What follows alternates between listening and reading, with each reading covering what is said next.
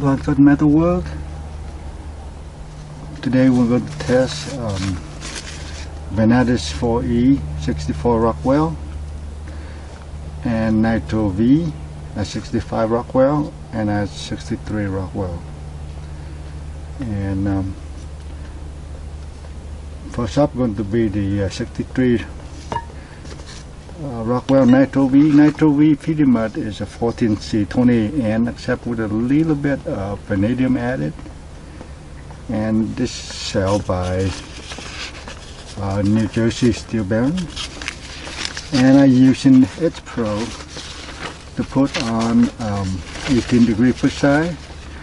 And it's fairly sharp. I make sure it's burr free. So this is newsprint here.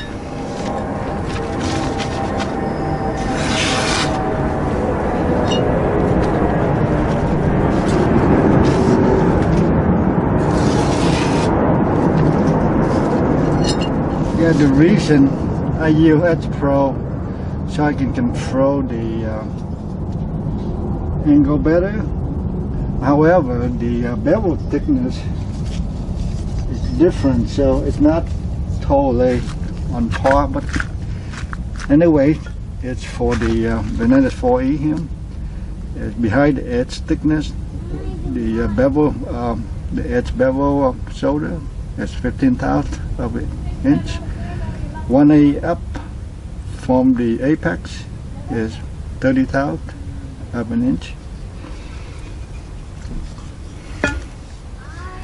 The 63 Rockwell Nitro-V it ended up to be quite thinner than I wanted. Behind the edge thickness is 13/1000 inch. 1A up from the bevel right there, from the apex is 28/1000 of an inch. The 65 Rockwell behind the edge thickness is 17/1000 of an inch, and 1A up from the apex is 32/1000 of an inch. So I might not get to display if the 63 Rockwell blade perform terribly. No point to waste a good edge because I can always, test blade, because I can always tamp it down. And this is going to be the back end for the blade. And so this is a shock testing, and I did it before. This is a 16D nail. Wood diameter is 1/60,000 of an inch. Here I have both ends, and basically this blade pressed against the back here, and this is shock, so we're going to perform impact onto it. So first up, 63 Rockwell.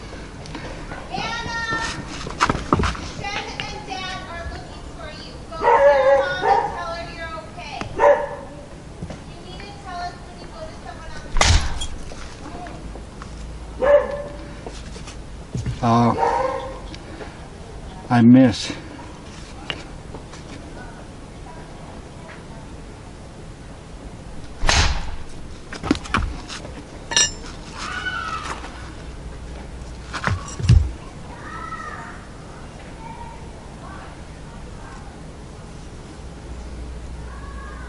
It's a bit chipped, so no point for me to go to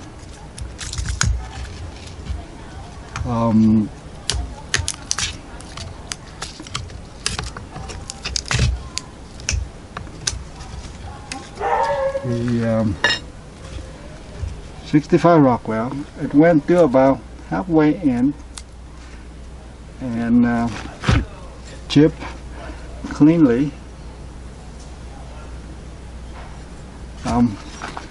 Let me do a quick chop test too and see what happened. Maybe it was a bad control.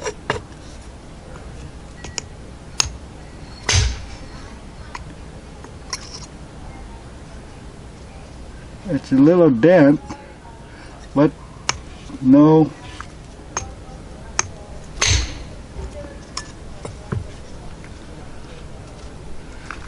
definitely they are not a clean chip. It's fairly good size. And embed in there already. Alright, so now to go, I won't do the 65 Rockwell because there's no point to it. This is the Vanadis 4E. Last time I tested this blade against was 12D now, so I have to find out how it does on 16D now.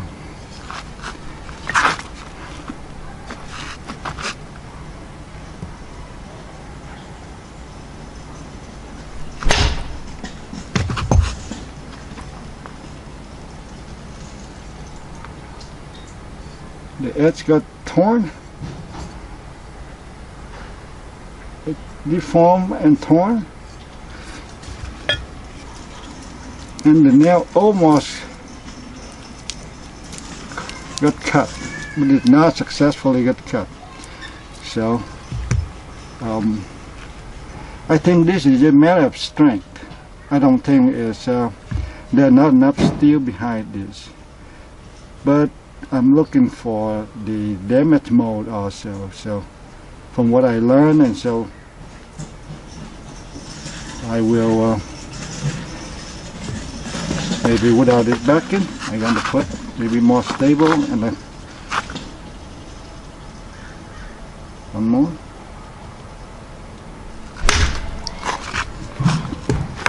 See, it sharpened matter right there. It's a matter of good strike.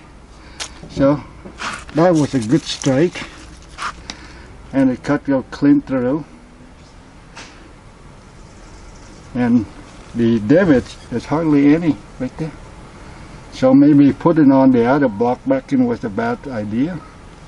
So right there, so it's hardly anything. So let's do one more to confirm.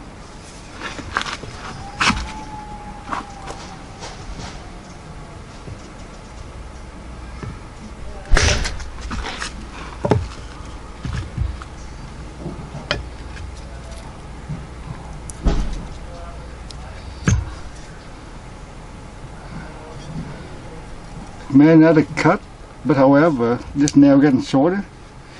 Let me try one more, because now they have about 1.5 inches left. So we'll try one more and try to get this midpoint here.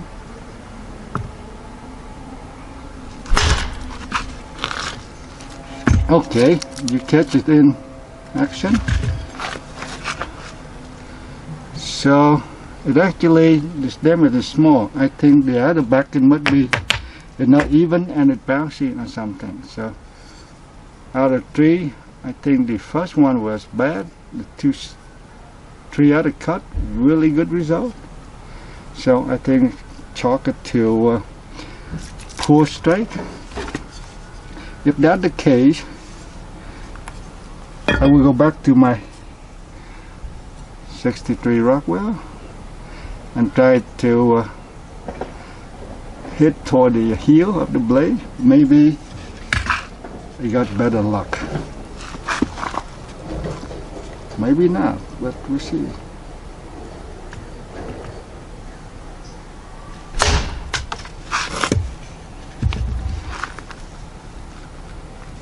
It's right at the heel, and actually it did not chip badly, so I think I didn't end up with a pry.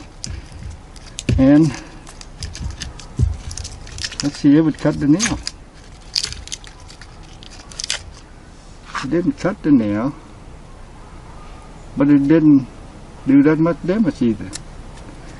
That is interesting. Well, I sort of run out of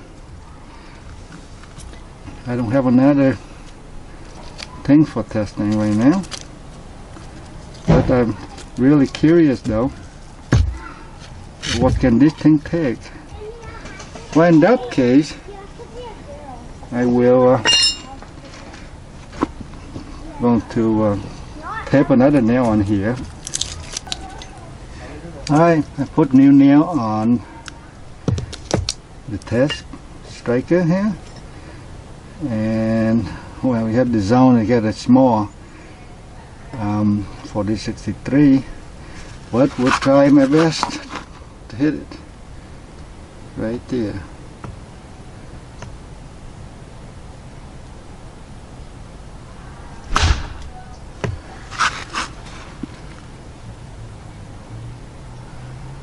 Well,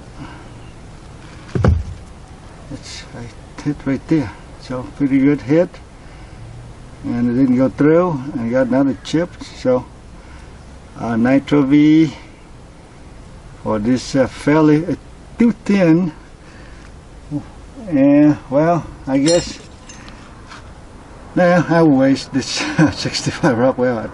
Might as well. And let's see, we got a little thicker behind the edge thickness here than the other one, but it has 65 Rockwell, so let's see how big of a damage I can do.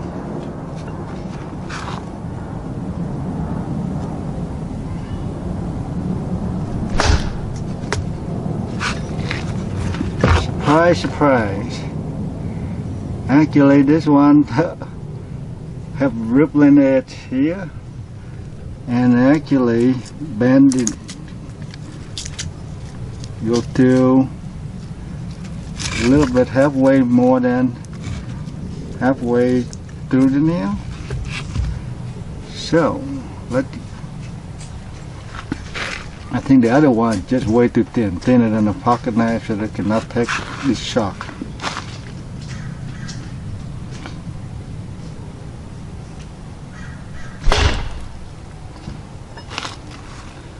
Well, hopefully I didn't mislabel this, but this one also have another ripple right there.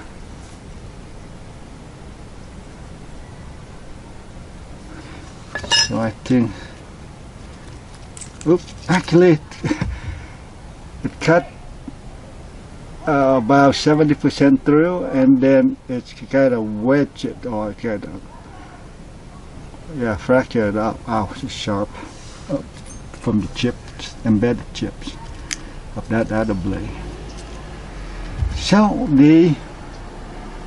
well, I don't think I mislabel it, but this 65 Rockwell Nitro-V with this geometry is, well, to do again, this nail is very large for this kind of geometry. Okay, well, go back to this considered to be mistake. Maybe after I can maybe grind it and use would be a lot more stout. Maybe I flatten out all the chips here and put a edge bevel from there and test. But well, since the tip's still here, near here, so it's not the best place to strike, but we'll do.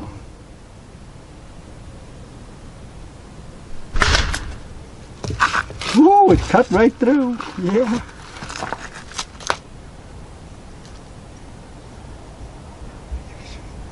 So it's a matter of striking. See, one it can get through, and it didn't get steering. It bent, it deformation. So it just, so sometimes that is about how perpendicular the edge going to it versus any degree. I guess any perpendicular to the nail versus any degree going to steer wrongly, and the force press down. I think that's what caused all these big chips. But in this case here, near the edge, it's pretty thin. So in that case, if I turn this Nitro-V with about 20,000 or something, or maybe 22,000 of an inch, then I would try it again for both of these blades. And also going to be, I would try for the Vanadis 4E also. I'm going to thicken it. Right, thanks for watching.